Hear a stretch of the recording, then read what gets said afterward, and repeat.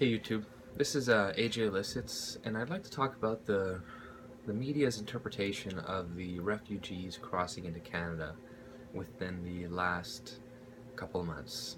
Well, if you've been reading stuff like Maclean's and National Post, they're leading you to believe that this has only really been happening since Donald Trump's election, because they've only really started reporting on it.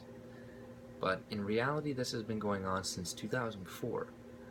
There's something America and Canada signed. It's called the Canada-U.S. Safe Third Country Agreement. You can look it up on YouTube yourself, or on Google yourself, check it out. But this agreement is refugees are supposed to stay in the first safe country they enter. Now, America is a safe country. Let's be real here. It's still a very safe country in comparison to the rest of the world. So the refugees entering through the border should be staying in America to begin with. Second of all, there's a loophole in this agreement. The only people that get turned back are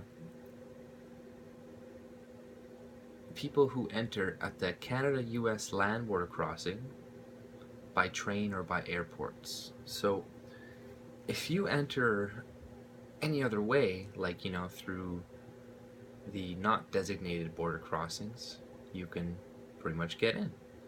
There's a massive loophole to the system, and people have been exploiting it since 2004, and it's actually increased in 2015 when Trudeau was elected, and it was pretty bad in 2013 too, but they were not reporting on it. So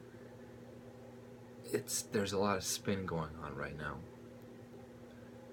But the fact is, we have laws right now that are incentivizing this type of behavior.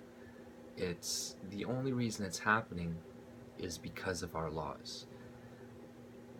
We need to get rid of these loopholes, and it will stop, because there's a massive Somalian population like Minnesota, Dakota, and places like this, and they have a lot of family in Canada, and they've been coming here for years because of, if they have family members here, they're more likely to be able to stay, and there's lots of incentive for them to come here. So we keep creating these incentives.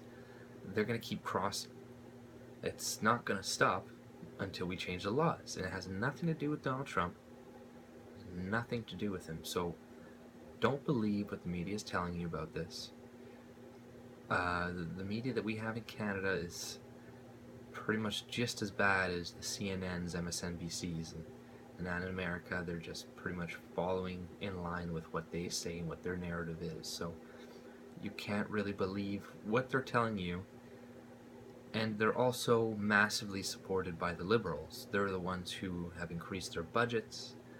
You're not going to bite the hand that feeds you. So of course they didn't report on this until recently, because it's convenient with the Trump's election, and he's a good scapegoat for these types of issues. So I just want people to be aware of that. That's been going on for a lot of years, and it has nothing to do with the election.